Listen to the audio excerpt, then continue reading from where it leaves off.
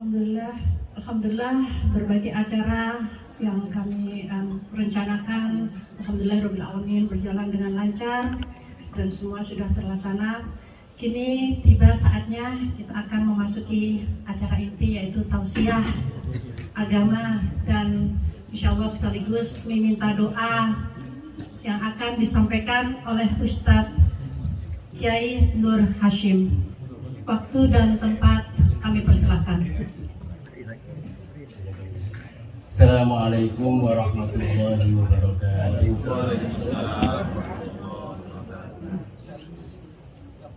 Alhamdulillahilladzi asra bi 'abdihi lailan minal masjidil haram ilal masjidil aqsa.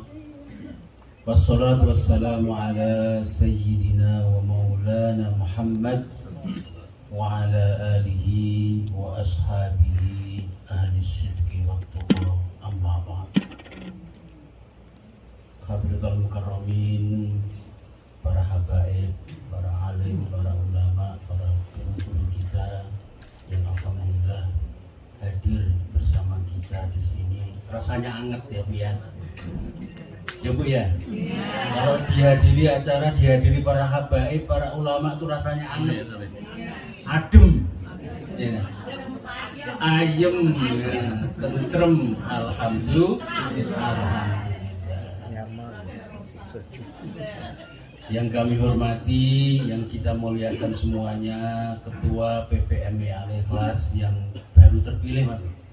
Alhamdulillah, mudah-mudahan beliau bersama kita selalu berjuang dalam rangka turut mensyiarkan agama Islam yang kita cintai ini. Kita doakan mudah-mudahan senantiasa sehat ya, dan seluruh pengurusnya juga senantiasa solid, dan mudah-mudahan anak-anak muda, generasi-generasi penerus yang menjadi tantangan kita untuk dapat diberikan tali estafet perjuangan, mudah-mudahan di bawah kepemimpinan beliau anak-anak semakin dekat dengan masjid.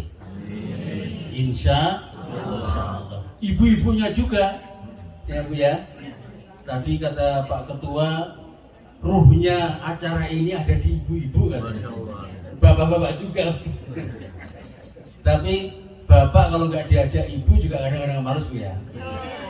Tuh, ya, itu tugasnya ibu-ibu semuanya untuk narik para bapak-bapaknya dan narik anak-anaknya untuk senantiasa hadir di pengajian PPMI Al-Ikhlas. Ingat Bu, cerita yang lalu yang sudah sering saya sampaikan bahwa tidak ada tempat yang paling istimewa di muka bumi ini kecuali majelis ilmu.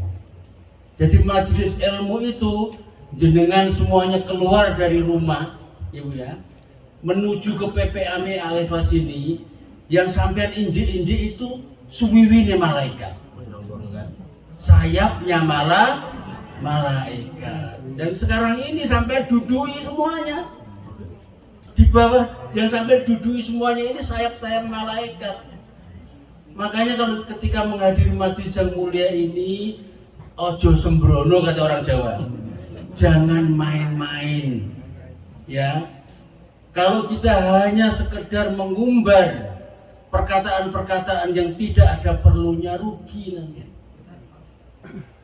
Karena suasana yang mulia, kesempatan yang baik, paling baik itu telah Anda nikmati, dan mari ayo kita isi dengan sesuatu yang bisa memperkuat keimanan dan ketakwaan kita.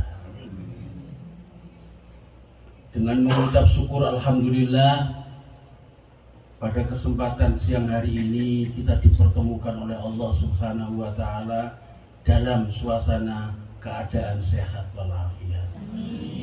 Tadi katanya ibu-ibu selawatan Mas ya. Itu perlu diulangi lagi tuh, supaya kita tuh tahu semangatnya kayak apa itu. Alhamdulillah, dengan peringatan ini yang dengan judul apa judulnya Mas? Temanya Mas, dengan memperingati Isra dan Mi'raj, mari kita jadikan sholat sebagai kebutuhan di dunia dan di akhirat. judul yang sangat menarik itu, mari kita bahas bersama-sama. Kebetulan di sini ada para alim, para ulama, para habaib. Insya Allah kalau nanti berkenan kami persilahkan beliau-beliau juga untuk memberikan tausiah kepada kita. Ngalap berkayu ya. Mudah-mudahan kita semuanya diberkahi oleh Allah Subhanahu wa Ta'ala. Sholawat serta salam marilah kita sanjungkan, kita panjatkan kepada junjungan kita Rasulullah Muhammad sallallahu alaihi wasallam dengan bersama-sama bersolawat kepada beliau. Allahumma sholli ala sayyidina Muhammad, dan kemudian bersalam kepada beliau, assalamualaikum ya Rasulullah. Lalu kemudian mari kita berdoa memohon kepada Allah Subhanahu wa Ta'ala, mudah-mudahan kita semuanya yang hadir di sini dan kemudian semua jamaah anggota PPMI Al-Ikhlas yang kebetulan tidak dapat hadir di sini digolongkan oleh Allah Subhanahu wa Ta'ala sebagai umat Rasulullah Muhammad sallallahu alaihi wasallam yang kelak akan mendapatkan syafaat beliau di yaumul qiyamah insya Allah.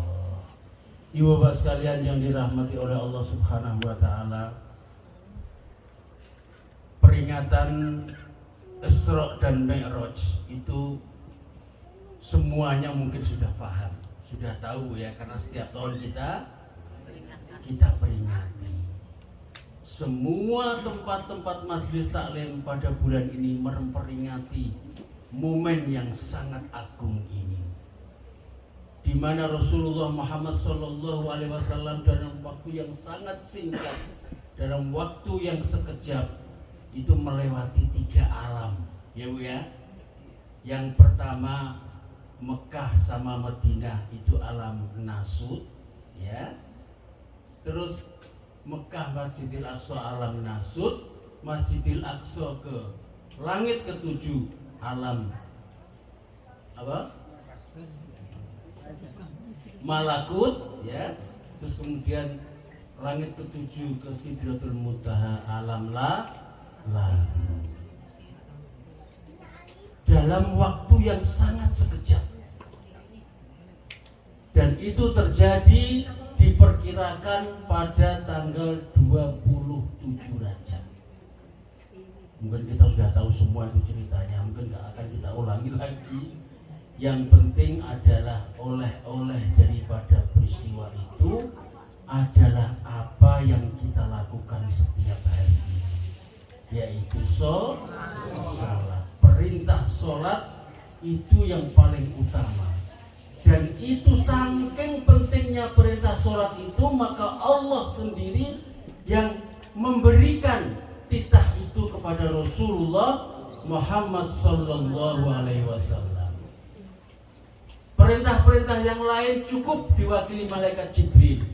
Ya Jibril, tolong ini perintah untuk puasa. Jibril, tolong ini perintah untuk bersedekah. Itu semua hanya melewati malaikat Jibril, tapi tidak untuk yang sholat ini.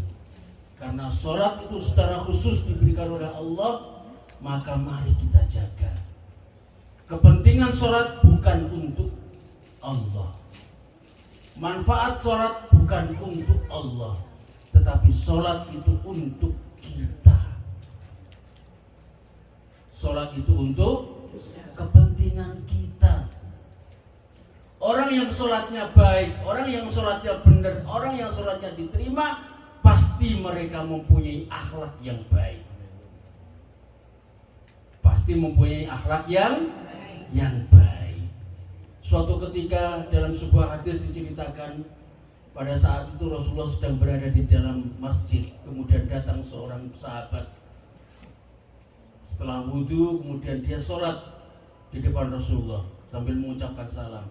Assalamualaikum ya Rasulullah. Kemudian dia sholat. Setelah sholat kembali kepada Rasulullah, nyamperin, nyalamin kepada Rasulullah. Apa kata Rasulullah? Irja intalam tusolli. Kembali kamu belum sholat. Langsung orang ini sholat kembali.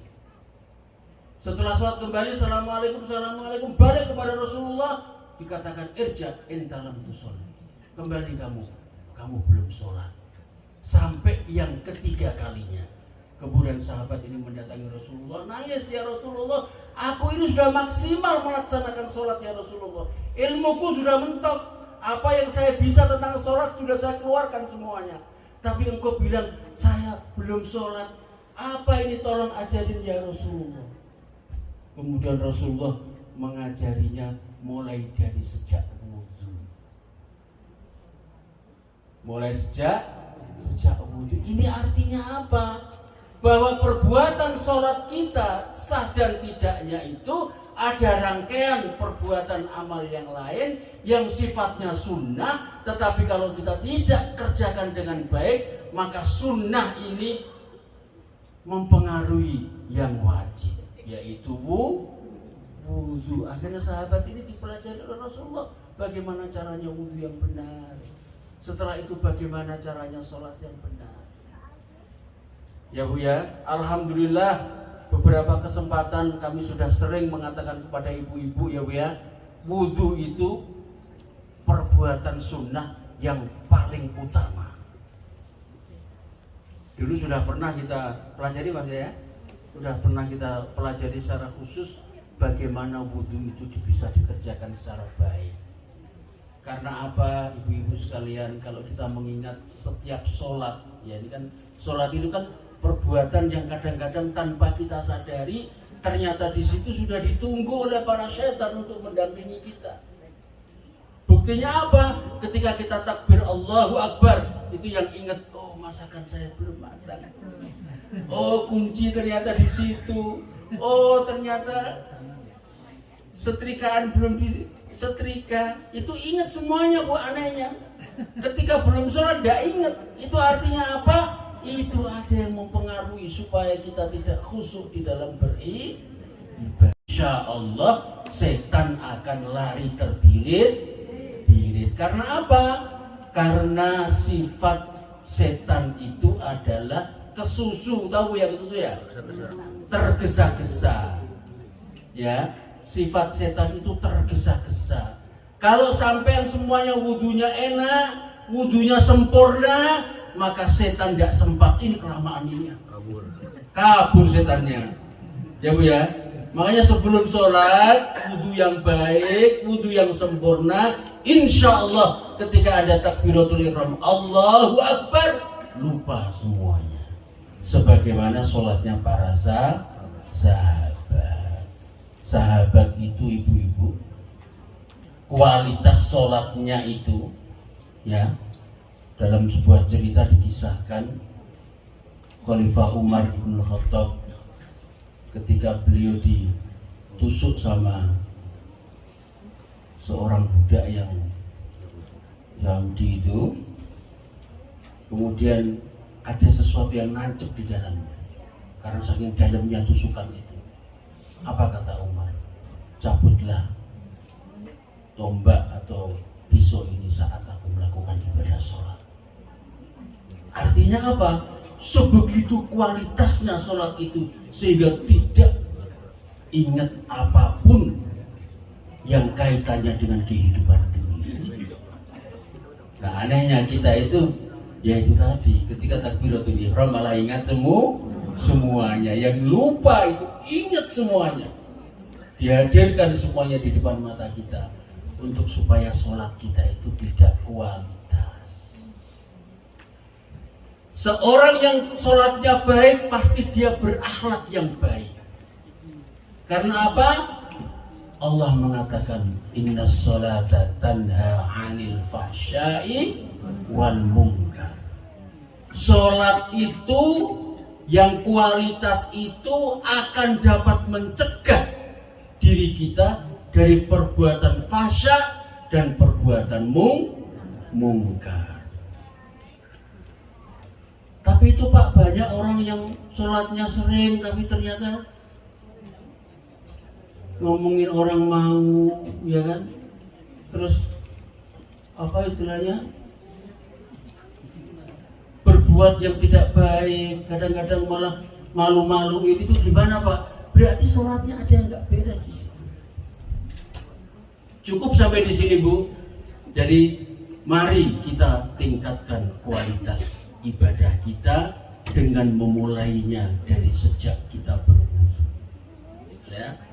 Kalau Bapak Ibu sekalian sekarang ini masih belum jelas tentang wudu, ayo kita pelajari wudu bersama-sama. Di mana? Di Al-Ikhlas ini tempatnya. Jadi laboratorium rohani yang kita miliki saat ini, mari kita manfaatkan dengan kajian-kajian keilmuan yang sifatnya ubudiyah, yang sifatnya muamalah, yang sifatnya perkumpulan. Itu harus kita makmurkan dengan keilmuan. Supaya apa? Supaya kita dalam sisa-sisa hidup yang sangat singkat ini, kita bisa memanfaatkan itu dengan kebaikan. Karena ketika kita sudah meninggal dunia, itu sesal kemudian tidak ada gunanya. Itu ya. Jadi inti dari pelajaran peringatan Isra Mi'raj itu adalah ibadah sholat sebagai kebutuhan kita. Kita kepengen ditingkatkan akhlak kita, kepengen ditingkatkan kebaikan kita, lakukan kualitas sholat ini secara baik. Jadi jangan salah kaprah, Bu. Ada kan para ibu-ibu semuanya, mungkin ada yang mengatakan orang Belanda ini sudah Islam, tapi sayang dia belum beriman. Ya gitu ya.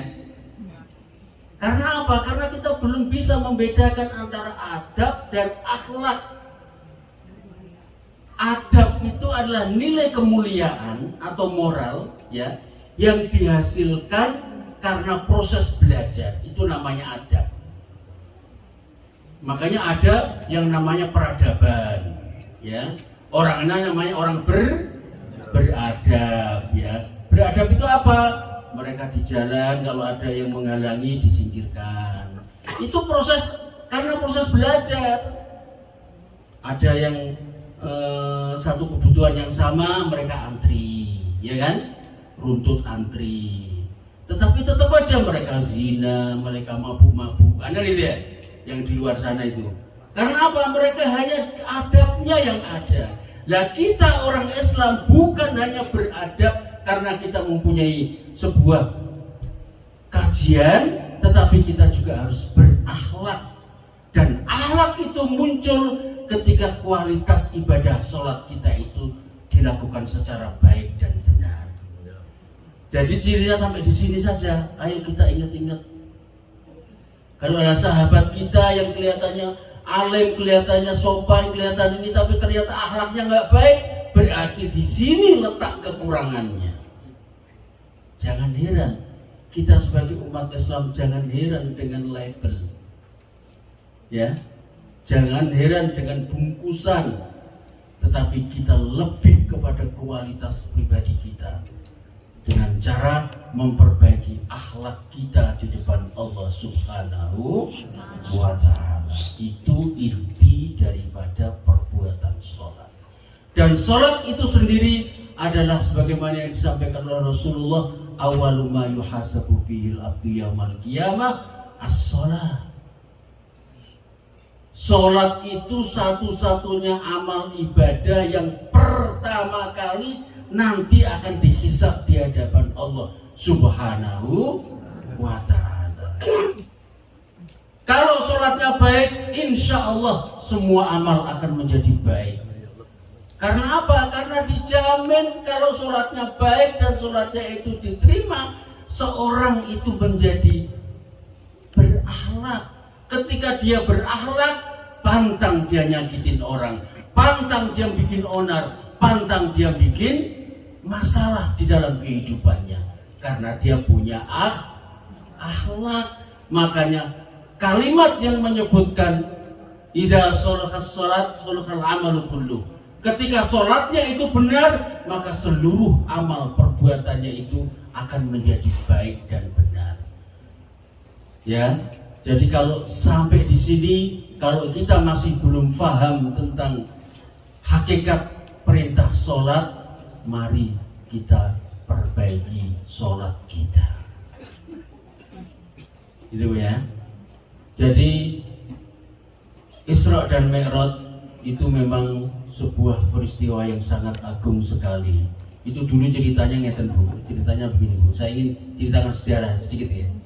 Jadi ketika malam-malam setelah fajar, jadi setelah peristiwa itu, Rasulullah itu duduk di depan Ka'bah sambil merenung. sahabatnya yang juga musuhnya, yaitu Abul Hakam atau Abu Jahal, itu nyamperin, "Ya Muhammad, kenapa ente?" Cerita dia. Inilah kehebatan Rasulullah. Dia tahu ini musuhnya, ini musuh besarnya. Tetapi Rasulullah tidak menyembunyikan apa yang terjadi itu. Dia tidak mempertimbangkan, wah ini kalau saya kasih ke dia nanti jadi isu yang besar, kemudian nanti akan membolak-balikkan fakta, ini akan terjadi seperti apa. Rasulullah tidak seperti itu. Allah terangkan dengan sejelas-jelasnya. Tadi malam saya didatangi malaikat Jibril, kemudian dibelah mulai pusar saya sampai ke tenggorokan sini, kemudian dibersihkan seluruhnya dengan air Zam-Zam. Lalu setelah itu di depan sudah ada makhluk yang namanya buruk, yaitu hewan, semacam hewan tadi sudah disebutin sama anaknya Pak Hasanul tadi, seorang buruk, seekor buruk yang ciri-cirinya adalah dia di atas keledai dan di bawah kuda. Jadi tengah-tengahan antara khimar sama kuda, jadi agak besaran dikit. Lalu kemudian berangkatlah dia dari Masjidil Haram ke Masjidil Aqsa, dan sifat dari buruk itu sepenglihatannya itulah dia akan sampai. Setelah sampai di Masjidil Aqsa, lalu kemudian disematkanlah si buruk itu di tempat di mana para nabi-nabi terdahulu itu menyematkan hewan peliharaannya itu di situ. Yang sekarang terkenal dengan Kubah Sakhra atau kubah yang warnanya kuning itu loh, yang di sampingnya Masjidil Aqsa. Jadi masjid yang sudah pernah ke sana ya, Masjidil Aqsa itu di sampingnya, itu Kubah Sakhra itu berada di samping Masjidil Aqsa, kira-kira sekitar 200 meteran dari Masjidil Aqsa. Dan sekarang dibangun Kubah Sakhra warnanya kuning emas itu bukan cuma Masjidil Aqsa, itu Kubah Sakhra, tempat di mana nyancangnya Nabi buruk itu untuk ke langit. Lalu kemudian beliau sholat bersama para nabi yang jumlahnya 120.000 nabi. Rasulullah menjadi imam. Setelah itu kemudian diajak oleh malaikat Jibril menuju ke langit, ke atas. Yang pertama siapa tadi diterangkan? Tadi yang pertama masih ingat Bu? Tadi diterangkan sama anaknya Pak Hasanul. Langit yang pertama yang nunggu siapa? Nabiullah Adam alaihissalam. Kemudian dialog malaikat Jibril dengan penjaga pintu langit yang pertama, kemudian naik ke langit yang kedua, dijaga oleh siapa? Nabi Isa alaihissalam dengan Nabi Yahya. Kemudian langit yang ketiga dijaga oleh tadi lu dikatakan sama, ingat gak ingat Bu ya? Nabiullah Idris alaihissalam. Terus langit yang keempat dijaga oleh Nabi Yusuf. Langit yang kelima Nabi Harun. Langit yang keenam Nabi Musa alaihissalam. Dan langit yang ketujuh dijaga oleh Nabiullah Ibrahim alaihissalam. Lalu kemudian ke Sidratul Muntaha, dan sampai disitulah Rasulullah menerima perintah sholat 50 kali. Turun dari situ, ketemu Nabiullah Ibrahim, ketemu Nabiullah Musa alaihissalam, ditanya. Pertanyaannya Nabi Musa itu sebetulnya meremehkan kita Bu, sebetulnya. Iya kan? Dia nggak tahu kalau kita tuh sholatnya sebenarnya kuat. Oleh Nabi Musa dibilang, umatku aja yang gede-gede, umatku aja yang Bani Israel aja nggak mampu, apalagi umatmu. Coba kita Bu. Padahal ada beberapa ulama kiai yang sholatnya lebih dari 50 kali setiap hari. Nah, dengan hikmah itu kemudian Rasulullah minta keringan kepada Allah, dan akhirnya sampai 5 kali. Itu pun Nabi Musa masih ke atas dong. Coba kalau ke atas Bu, Mungkin yang didapat berapa kira-kira? Ya. Tapi 5 yang kita kerjakan itu dilipatkan oleh Allah setiap kali kerjaan itu 10. Jadi sama dengan 50. Setelah itu terjadi apa yang disampaikan oleh Abu Jahal ini. Abu Jahal, kebetulan ini sudah mulai nih. Ini tandanya agama Muhammad akan selesai di muka bumi. Ya kan? Lalu kemudian Rasulullah menceritakan kejadian-kejadian yang aneh yang dia temui saat beliau berada di surga. Dia menemukan orang Masito, Dewi Masito yang baunya harum, tukang sisirnya Raja Fir'aun laknatullah yang terkenal itu. Dia seorang sholihah yang setiap pekerjaannya itu selalu didahului dengan bismillah. Hanya itu amalannya, hanya itu keteguhan hatinya. Allah sudah tempatkan di tempat yang mulia dan Allah berikan kepada beliau kehormatan yang sangat tinggi, yaitu di surga, di mana surga itu wangi sekali. Ya Bu ya. Jadi ibu-ibu, hanya ibadah itu saja Allah sudah memuliakannya. Untuk ibu masih ingat kan hadis Rasulullah yang mengatakan idza sholaital mar'ata sholataha wa shamat saumaha wa ahsanat farjaha wa ata'at zawjaha qila laha yawmal qiyamah udkhulul jannata min ayyi babin syi'ti. Idza sholatal mar'ata sholataha. Hei para perempuan, para ibu-ibu, para anggota PPMI Al-Ikhlas yang perempuan, ketika perempuan-perempuan itu hanya melakukan sholat yang wajib saja, tidak usah sholat duha. Sholat wajib itu berapa Bu?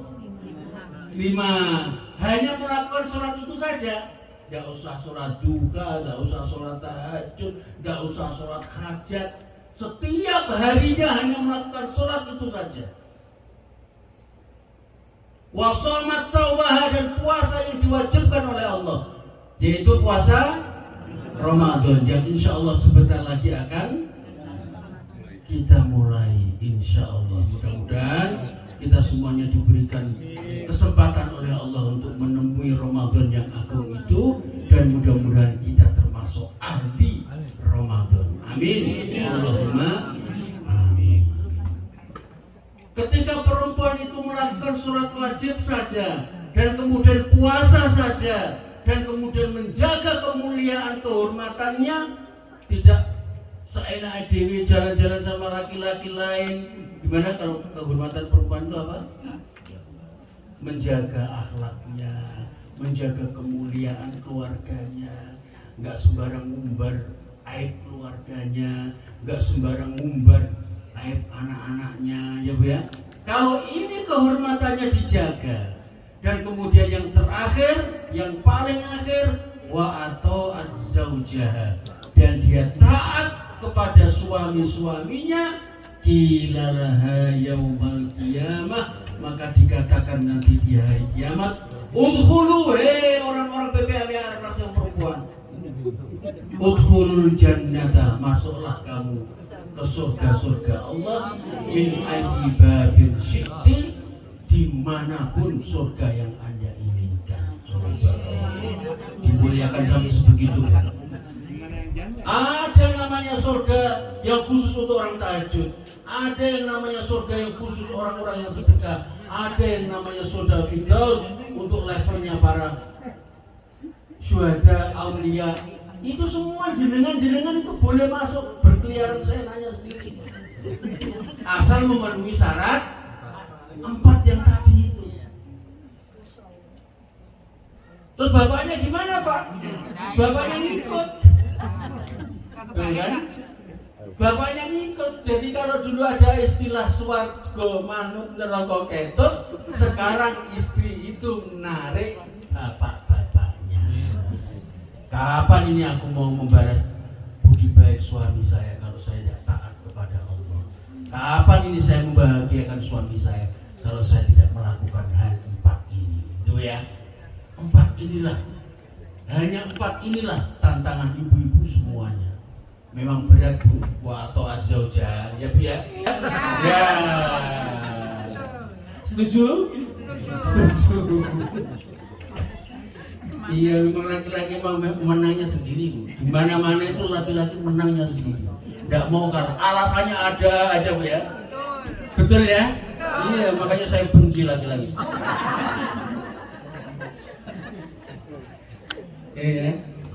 Nah, dari sinilah kunci. Kita sudah menemukan kunci nih, ya. 4 hal inilah yang paling utama yang ibu-ibu mari kita jaga.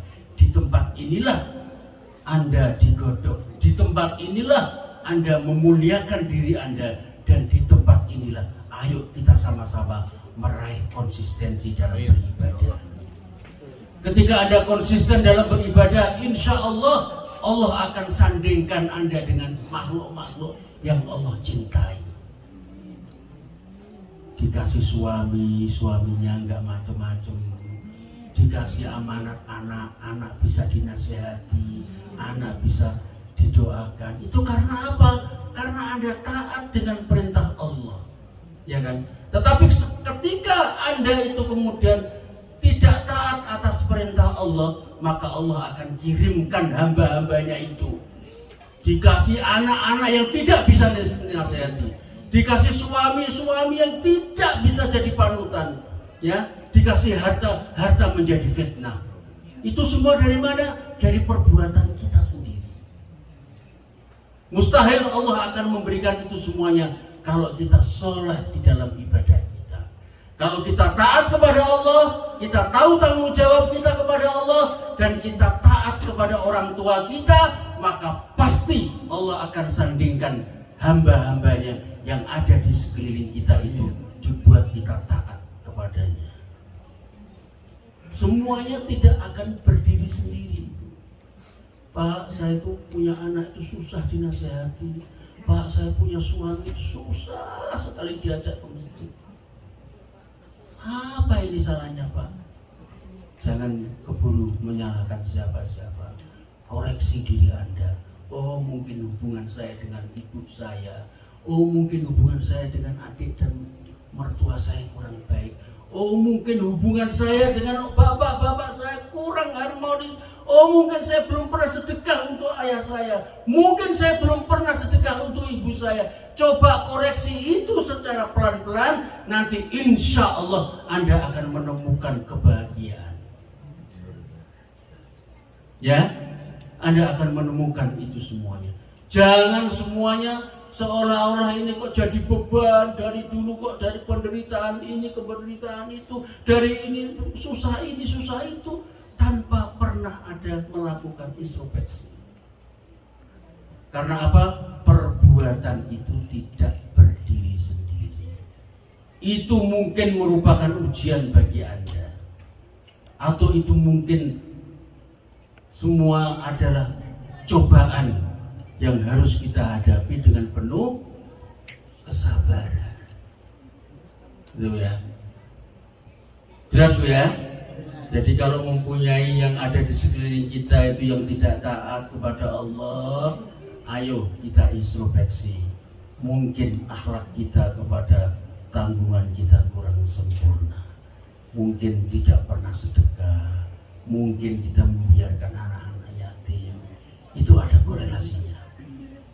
Ya, makanya di tempat inilah, di tempat PPME Al-Ikhlas inilah, kita mari bersama-sama kita memperbaiki diri. Tidak ada yang telat, tidak ada yang ketinggalan. Semuanya pasti ada jalan yang terbaik untuk kita memperbaiki diri. Gitu Bu ya? Ada pertanyaan? Ya, langsung. Silakan. Ya. Saya sakit gula dan saya kalau mau puasa karena di sini musim panas terlalu panjang, jadi saya pulang ke Malaysia untuk puasa. Ya. Ya, kalau untuk yang kategori yang seperti itu, puasa itu ada dispensasinya, ya kan? Puasa ada dispensasinya. Kalau sampai nanti ternyata yang pendek, misalkan musim dingin, itu kita bisa nyaur, kita sahur di musim dingin. Tapi ternyata kok ketika masuk musim dingin sakitnya tambah parah dan akhirnya tidak bisa melakukan ibadah puasa, maka kita bayar fidyah. Itu ya. Tapi kita coba dulu di hari yang berjalan ini. Bisa puasa di Malaysia sampai bulan Pak, karena waktunya sama, pendek. Ya. Tapi maksudnya di belandangan Bu ya? Oh, pas ke Malaysia, ya, boleh. Untuk nyaur. Untuk puasa. Jadi waktu bulan Ramadan Ibu pulang ke ajak-ajak kita Bu. Kita juga kepengen puasa yang pendek. Ya boleh Bu, yang penting tidak ditinggal. Seperti sholat itu Bu ya. Sholat itu dalam fikih manapun, dalam mazhab manapun, itu ada jalan keluarnya untuk diringankan, tetapi tidak untuk ditinggalkan. Ya.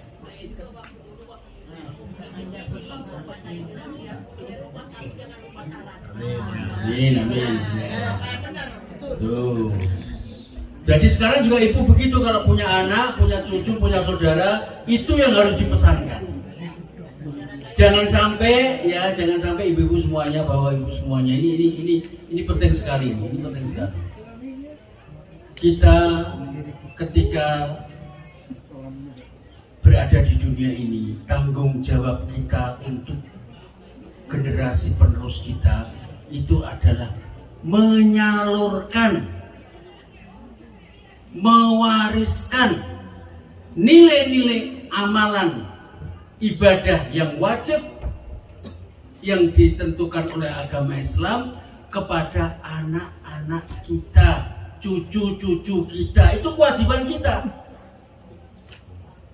Bahkan kita harus minta tangguhkan Allah mencabut nyawa kita sebelum kita mengajari anak-anak kita untuk sholat.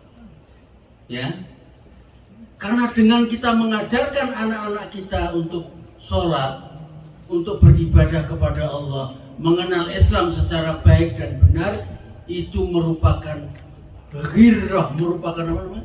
Semangat ya. Semangat orang Islam harus mempunyai semangat tujuan yang satu.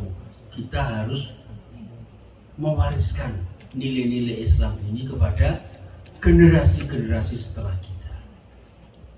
Makanya jadilah Anda generasi yang kualitas, generasi yang baik, sehingga ketika Anda mempunyai generasi penerus ini nanti lebih kuat daripada kita. Ya kan? Bagaimana kita mempunyai generasi yang kuat kalau kita sendiri ogah-ogahan ngajak anak-anak istri ke masjid? Bagaimana kita akan menelurkan sebuah generasi yang mempunyai keimanan yang tangguh sementara kita malas untuk mendatangi masjid, malas ketemu orang, malas ketemu majelis taklim seperti ini? Nonsen, ya. Karena apa? Setiap perilaku yang kita lakukan ini, Bu, sudah diawasi oleh para malaikat, ya, diawasi para malaikat. Malaikat itu juga tidak akan ridho dan tidak akan terima kalau kamu tiba-tiba berubah. Seperti apa? Seperti kisah Fir'aun.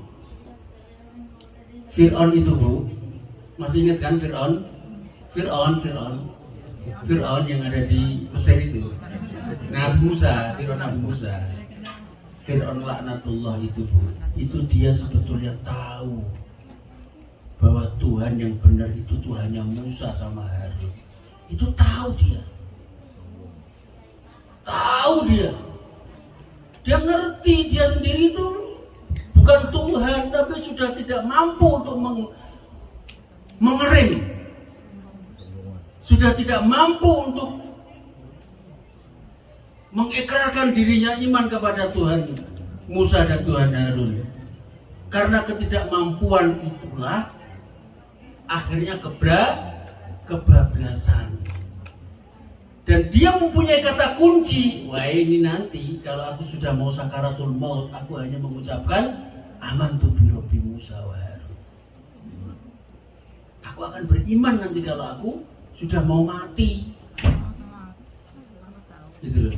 Tapi malaikat Jibril kan tidak diam, dia mengerti perbuatannya kok. Ya kan?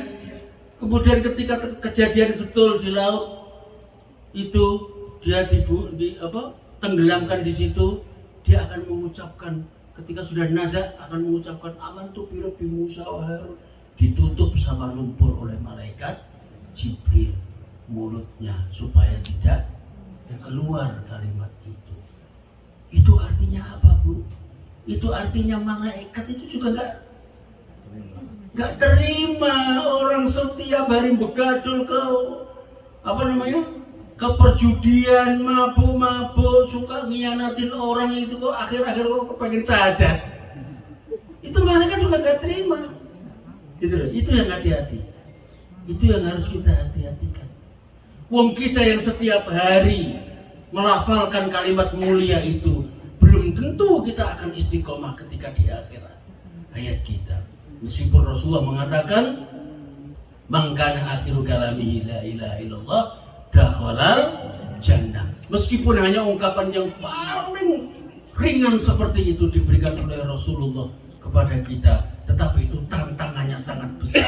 Bagaimana orang ini bisa berla ilaha illallah di sakaratul maut sementara setiap harinya tidak pernah dekat dengan kalimat itu? Pernah ibu-ibu semuanya melihat orang yang sedang sakaratul maut? Pernah nggak? Sering, Bu ya? Pernah ya ibu-ibu yang lain, bapak-bapak? Pernah nggak mengingat orang yang mendampingi orang yang sedang sakaratul maut? Itu Masya Allah, orang yang sakaratul maut tidak ada, seperti orang yang di tengah lautan, seperti orang yang sedang di tengah lautan. Dia tidak kepengen apa-apa, dikasih uang juga nggak bisa dimanfaatin oleh dia. Dia hanya kepengen umpan yang baik untuk orang yang sedang mau tenggelam, kepengen dikasih ban, lebih mulia ban daripada uang. Nah, itulah kalimat la ilaha illallah. Orang yang sedang sakaratul maut diperlihatkan dalam sebuah kisah, diceritakan bahwa orang yang sedang sakaratul maut itu diperlihatkan amalan-amalan kita yang terdahulu. Yang suka ke masjid, dia dilihatkan karpet masjid yang warnanya biru. Ketemu orang-orang yang soleh di sini, para habaib, para ulama, ketemu di sini, wajahnya senyum. Melihat ibu-ibu yang baju putih, Masya Allah. Ya. Jadi senyum. Ketika sakaratul maut lewat, video itu ditampakkan di depan kita, dengan bangga dia menyambut. Ya ayyatuhan nafsul mutmainnah, hei jiwa yang tenang, irji'i ila rabbiki radiyatan mardiyah, kembalilah kau kepadaku dengan ridho dan diridhoi. Fadkhuli fi ibadi wadkhuli jannati, masuklah kau golongan orang-orang yang di dalam surgaku. Itu kalau amalan kita baik. Tapi kalau amalan kita dang-dang ini bocornya Mas Mustafa ini dang-dang itu anyep-anyepan. Ya kadang iya, kadang enggak, kadang mau, kadang enggak ya. Kalau sudah seperti ini, nanti mungkin ketika sakaratul maut datang dihadirkan perilaku mereka. Aku ingin mengamalkan ini ya Allah, aku ingin mengamalkan itu. Aku tahu ini jelek, aku tahu ini baik, tapi aku tidak mampu untuk melakukan itu. Na'udzubillah min dzalik. Mudah-mudahan kita semuanya dihilangkan oleh Allah fitnah sakaratul maut. Ya, fitnah sakaratul maut. Itu tantangan semuanya. Orang yang biasa kita sudah berbuat baik, itu juga tidak ada jaminan ketika di hari akhir kita akan mendapati husnul khotimah. Apalagi orang yang nyap-nyapan kayak tadi. Hari ini datang Isra Mi'raj, besok minggu depan sudah nggak datang lagi. Besok lagi sudah nggak datang lagi. Padahal Pak Hasanul sudah semangat dengan adanya ibu-ibu yang semangat ini. Ya, dia akan mempunyai program yang unggulan.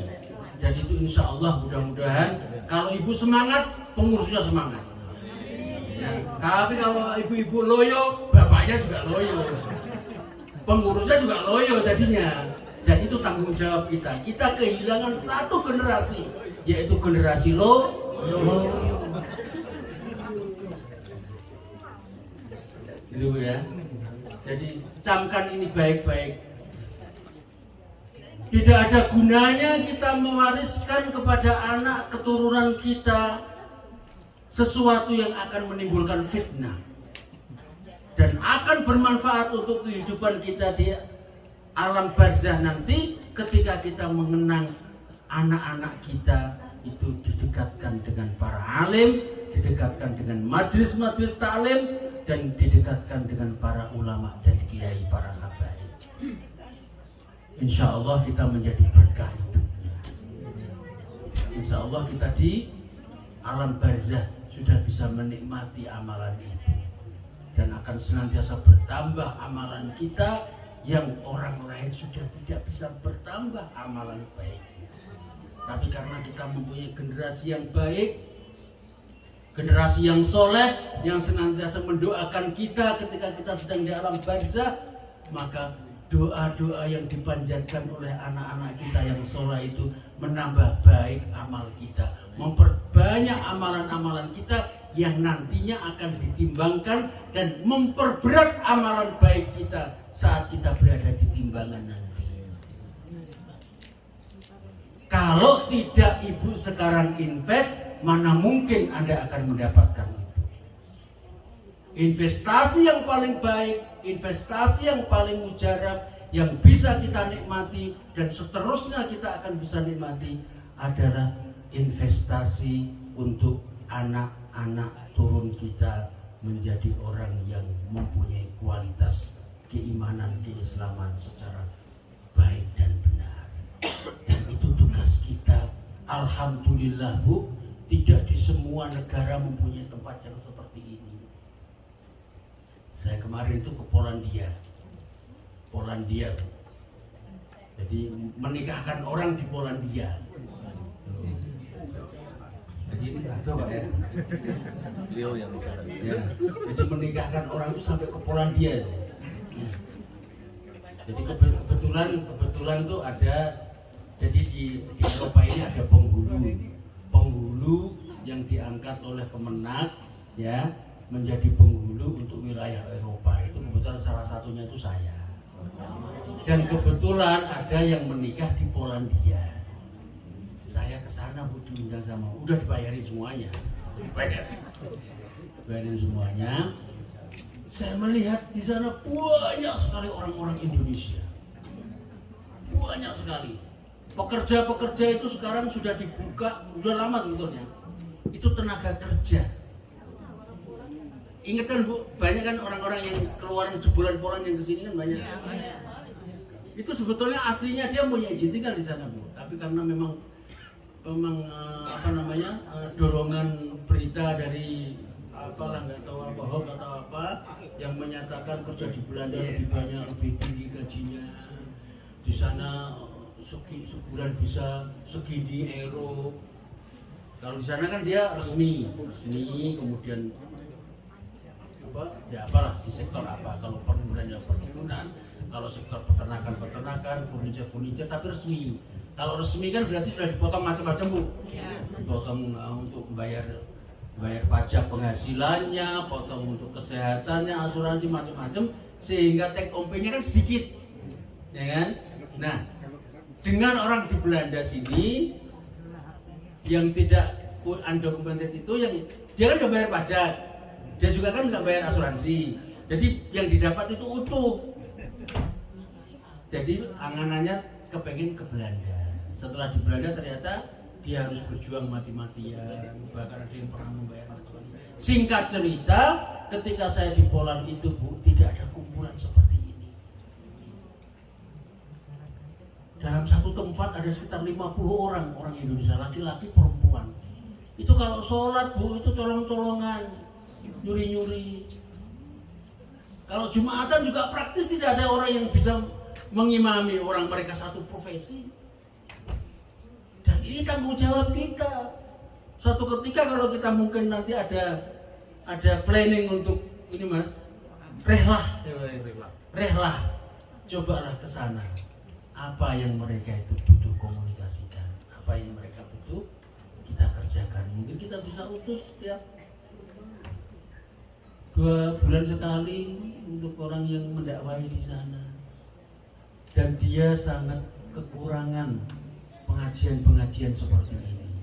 Dan kita alhamdulillah sudah ada tempat yang nyaman ini, ya, sudah ada tempat yang sudah anget seperti ini, ditungguin para habaib, para ulama. Kurang opo nih? Kok masih belum mau datang ke masjid? Kurang apanya fasilitas yang sudah diberikan? Kok masih malas-malas datang ke masjid? Apa yang Anda cari? Kepengen kaya? Nggak mungkin kaya.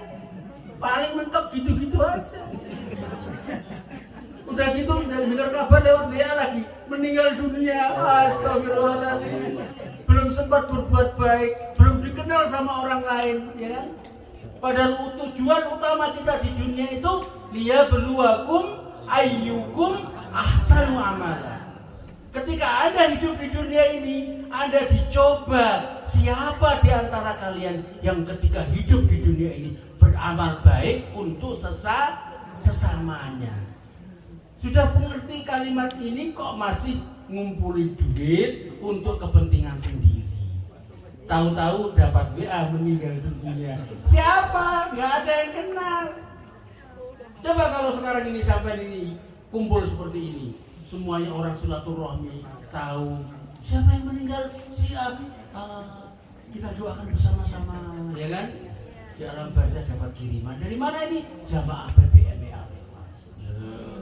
Alhamdulillah Allah selamatkan kita dalam sebuah perkumpulan yang diridhoi oleh Allah Subhanahu wa Ta'ala. Jangan terpengaruh, Bu, dengan yang ada di sana. Itu tipuan semua. Ya, kita yang fokus, orang yang cerdas adalah orang yang tahu kapan persiapan kita untuk kembali, mempersiapkan bekal sebanyak-banyaknya untuk kita kembali menghadap Allah Subhanahu wa Ta'ala. Itu orang yang cerdas. Kalau kita masih disibukkan dengan sesuatu yang tidak ada manfaatnya untuk di hari kemudian, maka mulai dari saat ini tolong itu dikoreksi. Sebelum kita seolah-olah, nah ini kan di dunia ini kan seolah-olah kita anggap itu penting, seolah-olah kita anggap itu tujuan. Padahal ketika nanti sakaratul maut sudah berada di depan kita, kita nanti akan menyesal semuanya.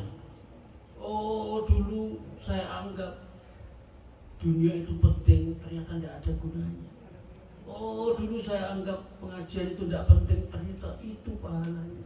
Nangis sama semuanya nanti. Ya, sebelum nangis yang tidak ada gunanya, mari kita tingkatkan aktivitas keagamaan kita, kita dekatkan keluarga kita, anak-anak kita kepada PPME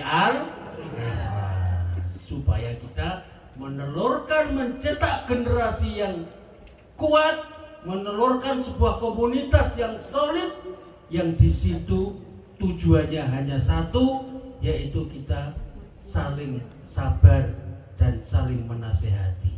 Insya Allah mudah-mudahan ya kita semuanya dijaga oleh Allah Subhanahu wa taala, dan mudah-mudahan kita selalu istiqomah dalam perkumpulan kita. Kalau udah ada pertanyaan Bu?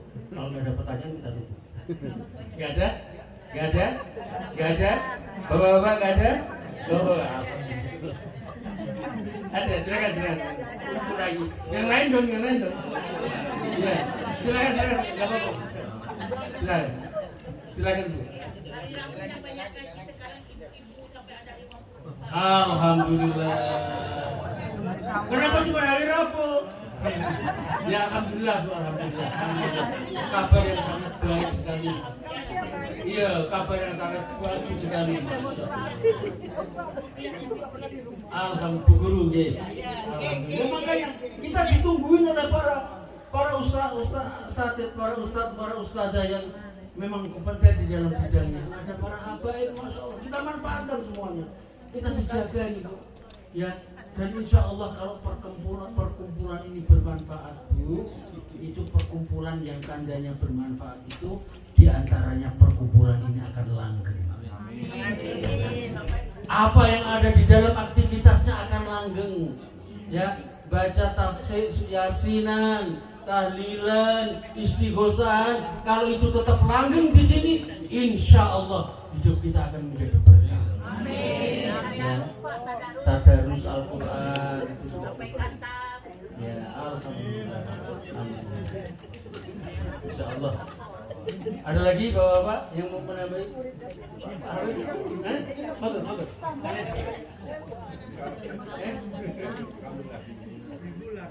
Ibu-ibu lagi? Kalau nggak ada pertanyaan, Bapak-bapak dong gantian. Bapak-bapak gantian, bapaknya yang banyak, Pak. Bapak-bapak ada yang tanya. Kalau bapak-bapak kan dijaga ibu-ibu, mau tanya apa? Oh sudah, kalau tanya itu nanti awas nanti kalau benar. Ya Bu ya, tadi ingat ya prinsip 4 tadi Bu ya. Sholat lima waktunya jangan sampai ketinggalan, jangan sampai bolong-bolong. Kalau ibunya sudah baik, kasih tahu bapak-bapaknya. Ya. Mau dengar, bapaknya Kalau nggak dengar kan ada yang bisa membaikot bapaknya Bu. Didoakan. Ya, saya orang tua saya Islam haji. Dulu saya sudah nikah di sini, nggak diterima diterima. Saya harus masuk Islam di Mahkamah Agung Johor Baru Islam. Alhamdulillah. Itu proses mudah-mudahan semua jalan yang sudah Ibu lakukan. Amin. Kalau diterima dengan cara ridho dan ikhlas, insya Allah Allah akan membukakan jalan. Pintu-pintu yang susah itu akan dibuka semua. Insya Allah ya. Pokoknya semuanya itu cirinya ikhlas. Namanya PPMI ini aja ikhlas. Kalau pasti jamaahnya nggak ada yang ikhlas, itu rugi. Ikhlas menerima apa yang Allah telah tentukan kepada kita. Kalau kita ikhlas dan ridho, insya Allah kita akan dilapangkan jalan kita. Ya, kalau kita ikhlas dan ridho, maka insya Allah akan ada jalan keluar untuk kita semua. Itu ya, kurang lebihnya mohon maaf. Wabillahi taufiq wal hidayah. Wal afu minkum. Wassalamualaikum warahmatullahi wabarakatuh. Assalamualaikum warahmatullahi wabarakatuh. Sudah puas semua pemberian dakwahnya Pak Hazim. Satu yang penting tadi, wudunya yang baik supaya sholatnya diterima. Jadi kalau yang wudunya belum baik, mohon di sini nanti dikoreksi lagi, insyaallah.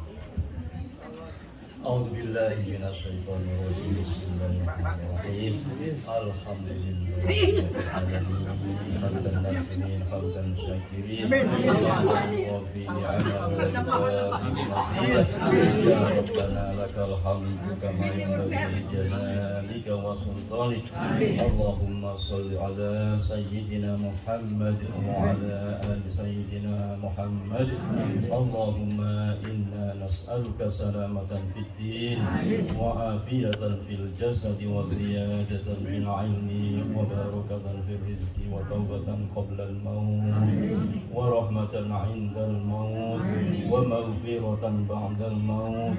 اللهم هون علينا في سكرة الموت والنجاة من النار والعفو عند الحساب. ربنا آتنا في الدنيا حسنة وفي الآخرة حسنة وقنا عذاب النار وأدخلنا الجنة مع الأبرار يا عزيز يا غفار يا رب العالمين. فسبحان ربك رب العزة عما يصفون وسلام على المرسلين والحمد لله رب العالمين. الفاتحة.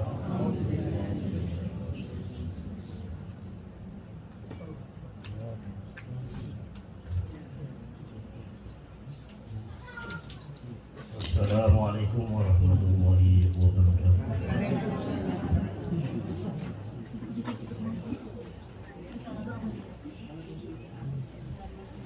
Alhamdulillah, terima kasih yang sebesar-besarnya atas tausiah dari Kiai Haji Ustadz Nur Hashim. Semoga tausiahnya kita bisa bermanfaat bagi kita semua. Amin ya rabbal alamin. Alhamdulillahirabbil alamin. Tidak terasa kita sudah di penghujung acara Isra Mi'raj ini.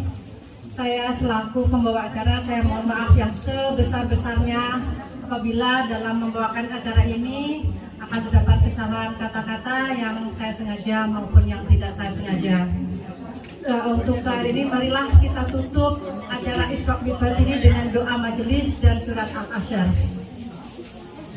Bismillahirrahmanirrahim. Bismillahirrahmanirrahim. Wal asri innal insana lafi khusr illa alladziina aamanu wa 'amilus shalihati wa tawassaw bil haqq wa tawassaw bis sabr. Subhanakallahumma wa bihamdika asyhadu an la ilaha illa anta astaghfiruka wa atubu ilaik.